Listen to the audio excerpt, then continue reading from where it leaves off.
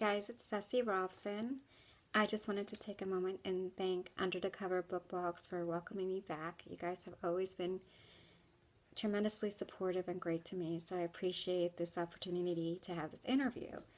Now, Francesca sent me some questions ahead of time, which is wonderful because, yeah, it's kind of hard to talk about yourself at times, so this is going to be very helpful. Now, I'm here today to talk about Gone Hunting, which is my next release in the Weird Girl series. The first question is, can you tell us a little bit more about Gone Hunting? And I would love to. So this novel, and it is a novel, is told from Eric's, my hero's perspective. He's a werewolf and future alpha of his own pack and Celia's love interest. Now, many years ago when I first started to conceptualize Celia and Eric's story, I had this idea that they had met long ago, and many readers didn't know this, and I gave little tidbits away in the other novels, but I don't think they fully understood how they could meet yet not know each other. This novel explains the story. And because it's told in a fresh new voice, it kind of ties up the other novels together. And those fans of the series who have read my books from the start will kind of have many aha moments reading this novel. The advantage of the story is for diehard fans, it's a brand new story, completely different from the other novels. There are no spoilers. And what's great for new readers is it's going to open up and hopefully they're going to discover this series in case you've missed it. The series has been very well received and there's been some unanswered moments, and this novel answers the question and kind of gives insight to those who are already fans, but also kind of stimulates new readers to continue the series. I can't say too much without giving a lot away, but what's wonderful about this, it's almost borders on a young adult romance. And the reason is Eric and Celia are only 15 in this novel, so you get to see their innocence as well as their strength and how much they change throughout the series as their lives and their romance and their friendship continues to grow. It also brings back some very well-loved characters and shows the bond that Eric had with his werewolf buddies from the start. Okay, I hope that piques your interest because I absolutely love this novel, and I can't tell you how flattered I've been by all the praise it's received from both bloggers who are new to the series and also bloggers who have been with me through the start. They have described the book as brilliant, and it's just, I'm so humbled by it. So I just wanted to thank everyone who's taken the time to read so far. Okay, so next question. Is your plan for the Weird Girl series? I have a lot planned. I've had an idea for this series for so many years, and from the moment I started this series, I knew how it would start and I knew how it would end. There have been some things that have happened throughout the books where bloggers have said, oh, she knew where she was going with this, just because of how the books transpire and how the characters grow. In fact, I have a little funny tidbit. Originally, I was going to allow Celia to grow old and pass away, and that was going to be the start of a different series. And I was talking to my agent about it, and she's just like, eventually Celia will die. I'm like, yeah, but she's old, it'll be fine, blah, blah, blah. She's like, you can't do this. You're going to get hate mail. And I'm like, but she was like, no, I'm ready to send you hate mail. So since this was very early in the series, it kind of changed the way everything was going to end up. So I'm glad she said it, and it helped kind of helped me to send the series in a better direction where everybody gets their story. Now the next question is, will we see Misha's story soon? Yes. He was actually supposed to be in this novel, but this small short story was originally supposed to be turned into this novel. And then it was becoming this monster. I'm like, oh my gosh, I'm going to have to take this whole piece out. But the advantage is the way the stories progress. For those who have read the series, you actually already met Misha's mate. Ta-da! And if you are invested in the series, as I really hope you are or will be, you will get to see who Misha ends up with and why there's such a strong connection between him and Celia. I can say no more. I wish I could, but there it is, without giving too much away. Now the next question is, what inspires your book ideas? Pretty much everything. I have a very overactive imagination. So when I create novels, something as simple as a necklace can inspire me to create this world or words. Or there's this scene in Of Flame and Fate, which is Taryn's novel, that I created years ago, and it happens at a concert. And it was attending a Bon Jovi concert in Seattle, and there was so much, like, everything was so crammed together, and there was so little space between where I stood and the next chair began. And I'm like, this would be a great venue for a tremendous, like, fight scene. Not just a fight scene where there be chaos because there's no space or no real easy way to escape, but also because of how the fans react when their idol is threatened.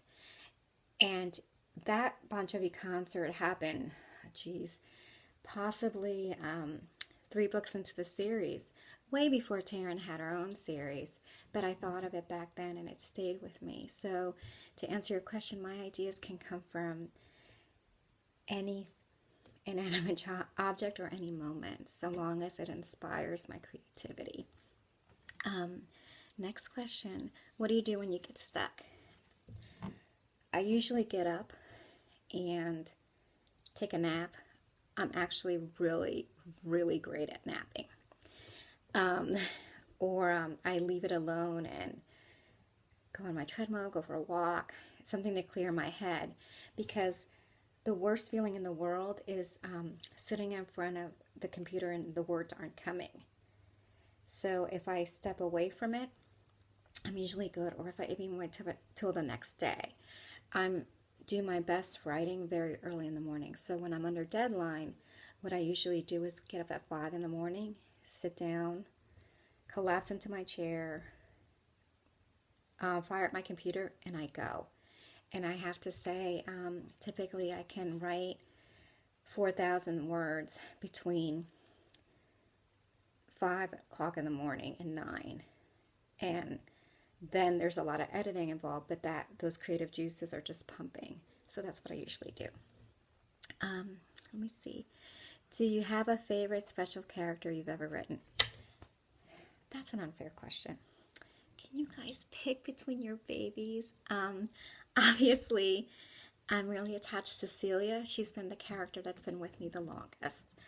But every character I create, whether it's a secondary character or if it's someone that I have a long series relationship with, like I do with Celia, they become a part of me, so it's very hard to let them go. I become very invested in their emotions and what happens to them, and what events are triggered by their actions and how they react to them. So it's very hard to say if I have a favorite. I have many favorites. From, like I mentioned, Celia. I love Taryn because she can say anything, and she usually gets away with it. And when she doesn't, it's hilarious. I have very favorite male characters like Mateo from my Shattered Past series. I am madly in love with Trinity from my Carolina Beach series because I find that she's the most like me. I'm very passionate about my O'Brien families. Everyone from Ren to Curran to Seamus, they've all captured my heart and they feel more like family. And part of it is I've spent so much time with them and developing them. So it's really hard to not have a favorite. Usually if I don't have a favorite, it's they're usually like a bad guy or have done something to hurt one of my characters. I know it sounds silly, but I get attached. Okay, what's the last book you read that you would recommend? I have to be honest, I'm not reading a lot lately. I've started getting into audiobooks more just for that stimulation, but I'm always so busy writing, it's very hard for me to read. I have audiobooks, Crave Me coming out, and audiobooks that already exist in the Weird Girl series. Please check them out. I have audiobooks from the Shattered Past series, and also I'm having some from the Carolina Beach series come out as well. But as far as audiobooks that I would recommend, just because I don't have a book I've actually read recently, I would have to say the Dresden Files. Any one of them to this day. Let me see, the last one I read was Turncoat. Listened to was Turncoat, and James Marsters is the narrator. He does an excellent job, and I would definitely recommend the entire series on audio and as well as in written form. I'm a huge Jim Butcher fan. I think he's amazing. So, what can we expect from me next? Quite a few things. I have a series. My Carolina Beach series is releasing in France. My Shattered Past series is releasing in Italy. I'm also write as Rosalina Santiago, and they're Hooked, and that's actually a text-telling story, which is really interesting. Like if you ever thumb through like text being given one at a time, that's how the story is told. So it's an app, so it's Hooked, Hooked, and I write as Rosalina Santiago, and my book, My Brother's Fiance, is currently available. I'm also very excited to share that I have been acquired by Crazy Maple, and my Weird Girl series and my Shattered Past series are going to actually be turned into video games, applications where they become their own story. So if you look up Crazy Maple, and please do, they come out next year, the characters for my stories are in this video game app. And what you do is you pick your own storyline and adventure for these characters. So I'm very excited about it. I don't think my kids were proud of me at all. They're like, yeah, Mom, right. Until they heard my books are becoming an app. So that was really exciting. And that's pretty much it, aside from A Flame and Fury should be releasing it in October. End of February, and that's Taryn's next full-length novel. And please pick up Gone Hunting October 24th. It's everything I wanted Twilight to be, and you guys are really gonna love it. Many thanks to Francesca for inviting me to interview, and kisses and hugs to Angela, who has been with me from the start. I love you guys at Under the Cover Book Blog.